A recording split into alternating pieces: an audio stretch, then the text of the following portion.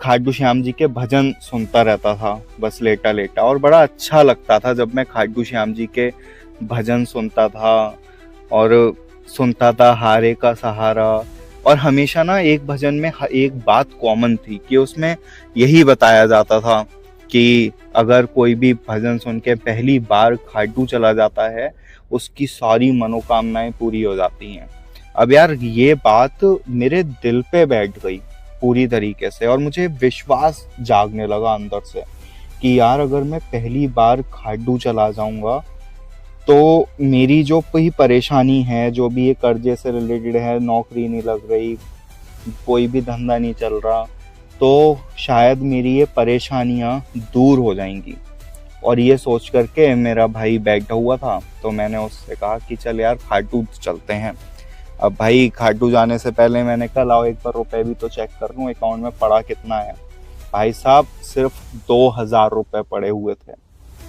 लेकिन अंदर से ऐसी इच्छा जाग गई थी कि भाई जाना ही जाना है, चाहे साला कुछ हो जाए, बस जाना ही जाना है।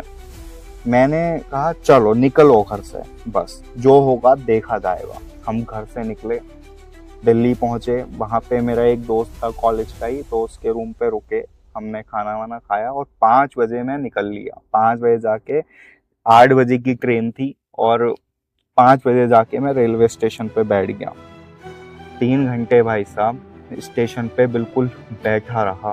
ट्रेन आई खचाखच भरी हुई, जनरल के डिब्बे में चढ़ गए। उस वक्त कुछ दिखाई नहीं दे रहा था कि क्या समय है, क्या दुनियादारी है, लोग लड़ रहे हैं, ट्रैफिक कैसा चल रहा है, ट्रेन भरी हुई आ रही है कि खाली आ रही है, कुछ दिखाई नहीं दे रहा था। बस एक ही टारगेट था, बस कि खाटू श्याम जी पहुंचना है, बाबा के दर्शन करने हैं, बस सिर्फ इतना। और कुछ दिमाग में चल ही नहीं रहा, अटूट विश्वास, इतना विश्वास जैसे कि यहाँ जाके मेरा काम बन ही जाएगा। बिल्कुल यही सोच के बैठा हुआ था। हम दोनों भाई चढ़ गए। हम रिंगस रेलवे स्टेशन पे उतरे और हमने निशान लिया और पैदल यात्रा चालू कर दी। रिंगस से 17 किलोमीटर है खाटू श्याम जी। 17 किलोमीटर हम पैदल चले। पहले हमने सोचा कि नंगे पैर ही चलते हैं, लेकिन नंगे पैर हम 4-5 किलोमीटर ही चल पाए। उसके बाद पैरों ने जवाब दे दिया, फिर नंगे पैर नहीं चल पाए। फिर जूते पहन लिए, जूते पहन के बाकी का सफ़र तय करा। हाथ में निशान था, पसीने से पूरी तरीके से भीग चुके थे। जून का महीना था, बहुत बिकट गर्मी थी। वो तो रात का समय था इसलिए थोड़ी राहत थी, लेकिन विश्वास विश्वास बहुत ज़्यादा था। बस मुंह से जय श्री श्याम, जय श्री श्याम, जय श्री श्याम, इसके अलावा भाई कुछ निकल ही नहीं रहा है मुंह से, बस जय श्री श्याम। और ऐसा लग रहा है कि अब मैं जब यहाँ से वापस घर लौटूंगा ना, तो मेरी सारी परेशानियां बिल्कुल ठीक हो जाएंगी। बस ऐसा मन में विश्वास जागा हुआ है पूरी तरीके से। फोन में भजन चला लिए, लेने आजा खाटू वाले रिंगस के मोड़ पे, और ये भजन सुनते सुनते बस चले जा रहे हैं, चले जा रहे हैं। कुछ दिखाई नहीं दे रहा कि क्या हो रहा है, क्या नहीं हो रहा है। भाई तोरण द्वार पे मैं पहुंचा, और तोरण द्वार की तो महिमा का क्या ही बताऊं। मतलब मैं जा कर के ना बिछ गया तोरण द्वार पे। मुझे नहीं दिख रहा था कि कहाँ धूल मिट्टी है, कहाँ कंकड़ पत्थर है, कहाँ कीचड़ है, कुछ नहीं। बस लेट गया। और भाई साहब जो मैं उस वक्त रोया ना, मेरी आंखों से आंसू नहीं रुक रहे थे। बस आंसू बहे चले जा रहे हैं, बहे चले जा रहे हैं। और एक ही चीज़ निकल रही है कि बाबा बस मुझे इस परेशानी से बाहर निकाल दो, बाबा मुझे इस परेशानी से बाहर निकाल दो। बस जय श्री श्याम, जय श्री श्याम, मन में पूरा विश्वास, जय श्री श्याम, जय श्री श्याम।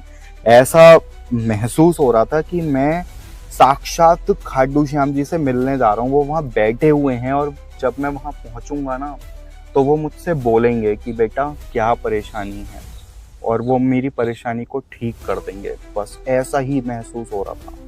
और जाकर के लगा लाइन में पूरे रास्ते। फिर तो मैं रोता ही रहा, रोता ही रहा, आंसू नहीं रुक रहा था, बिल्कुल भी नहीं रुक रहा था। टप टप टप टप, एक तो पसीने से भीग रहा था, ऊपर से आंसुओं से भीग गया। हाथ में एक गुलाब का फूल, दूसरे हाथ में निशान, और बस चले जा रहा हूँ, चले जा रहा हूँ।